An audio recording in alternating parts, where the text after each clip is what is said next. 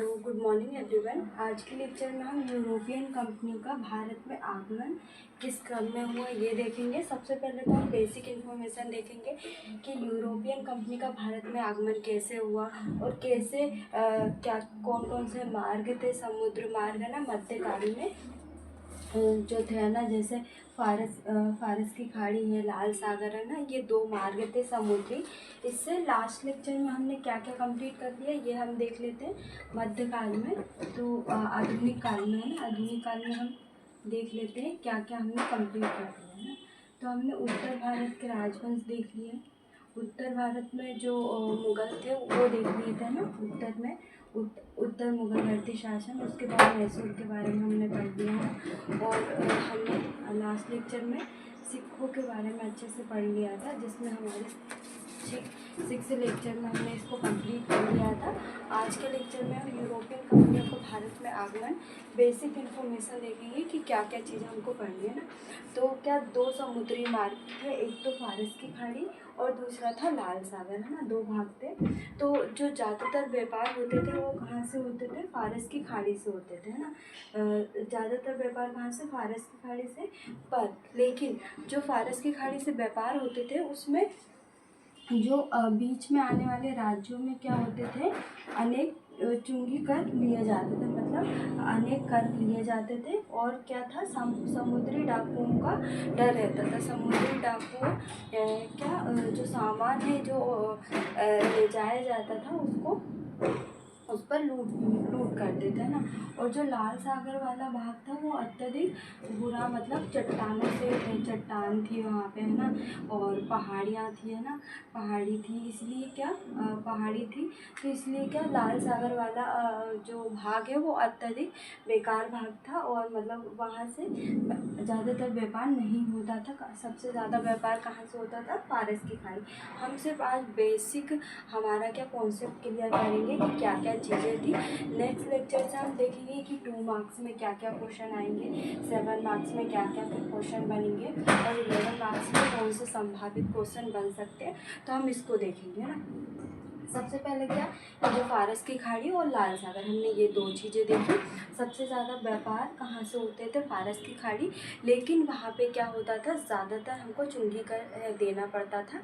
अनेक राज्य अलग अलग कर चुंगी कर लगाती थी। और जो समुद्री डाकुओं का डर भी रहता था ना।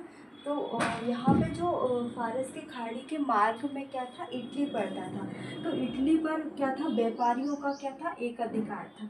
इटली पर क्या था, व्यापारियों का अधिकार था। और 1443 में जो तुर्निया पर क्या हो गया था, तुर्कों का अधिकार हो गया था। जहाँ से व्यापार का जो आदान प्रदान होता था ना, निर्यात आयात होता था, वहाँ पे क्या तुर्कों का अधिकार हो गया था ना।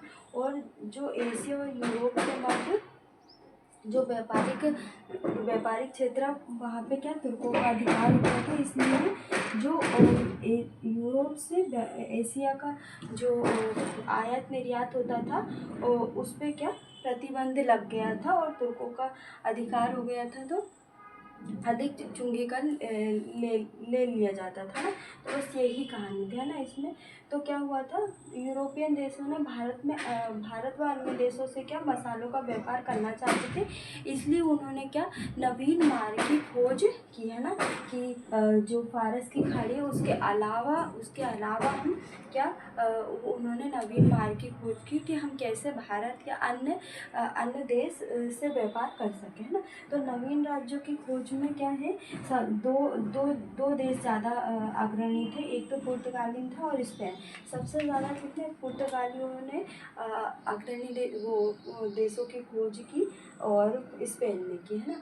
तो हम ये देखते हैं नवीन मार्गों की खोज किन किन के द्वारा की गई है। तो हम उन चीज़ों को देख लेते हैं जो इम्पोर्टेंट है, और ये प्री में भी पूछ सकते हैं ना।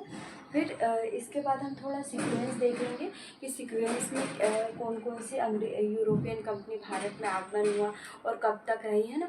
नेक्स्ट लेक्चर में हम एक एक कंपनी के बारे में अच्छे से पढ़ेंगे कि उनके द्वारा सबसे पहले कहाँ पर कोठी स्थापित की, है ना, उनके द्वारा कौन कौन यहाँ पे शासक नियुक्त किए गए, है ना, जिसने भारत में परिवर्तन किया। जैसे मुख्य रूप से क्या पुर्तगाली है, उनका प्रभाव भारत में ज़्यादा हुआ है, सबसे पहले आए थे और सबसे बाद में गए। उसके बाद फ्रांसीसी है, अंग्रेज है ना, तो इनका प्रभुत्व तो ज़्यादा था भारत में।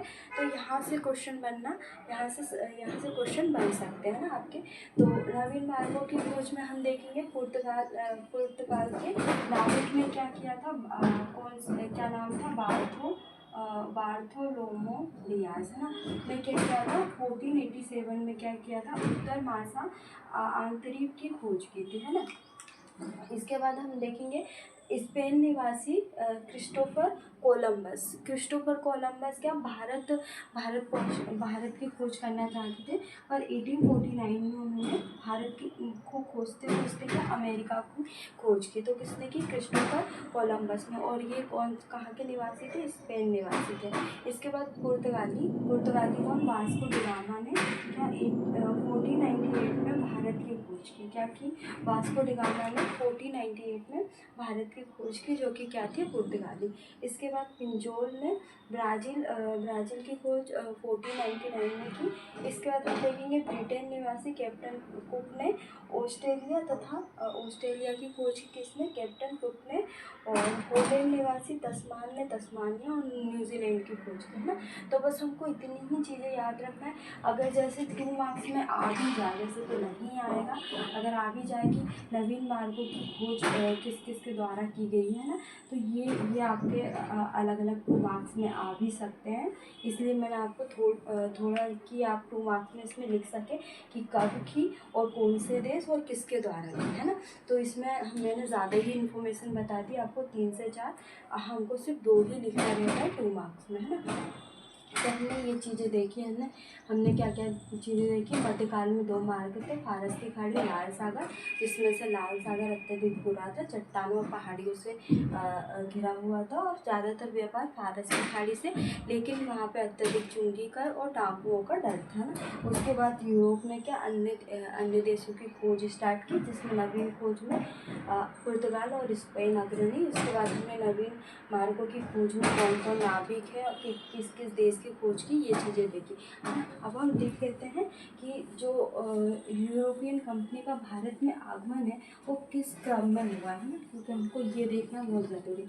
और नेक्स्ट लेक्चर में हम एक एक करके, जैसे सबसे पहले हम पुर्तगाली देखेंगे, है ना, और पुर्तगालियों के द्वारा भारत में कौन कौन से शासक की नियुक्ति की गई है ना, और कौन कौन से परिवर्तन किए हैं ना, तो हम वो चीज़ें देखेंगे। सबसे पहले हम ये देख लेते किस किस क्रम में आए थे। सबसे पहले पुर्तगाल आए थे, पुर्तगाली, है ना, ये सबसे पहले आए थे, सबसे पहले, और सबसे बाद में गए थे, ये देखेंगे। उसके बाद कौन आए थे, उसके बाद हम देखेंगे डच आए थे, ये कुछ समय तक ही रहे थे। उसके बाद हम देखेंगे अंग्रेज आ गए थे, है ना, अंग्रेज आ गए थे। इन्होंने सबसे फैक्ट्री कहाँ पर स्थापित की, पुर्तगाली ने सबसे पहली फैक्ट्री कहाँ पे की, स्थापित की, और डच ने कहाँ पे की, ये हम देखेंगे ना, इन्होंने सूरत में किया ना। इसके बाद हम देखेंगे कौन आए थे, डेनिस आए थे, है ना, डेनिस भी कुछ समय तक रहे थे, ज़्यादा नहीं। इसके बाद हम देखेंगे फ्रांसीसी आए थे ना, फ्रांसीसी और अंग्रेज़ों का जो युद्ध है वो हम देखेंगे कि उनके द्वारा जो युद्ध हुए वो हमारे 2 मार्क्स में भी आ सकते हैं, क्वेश्चन 7 मार्क्स में भी और 11 मार्क्स में भी ना।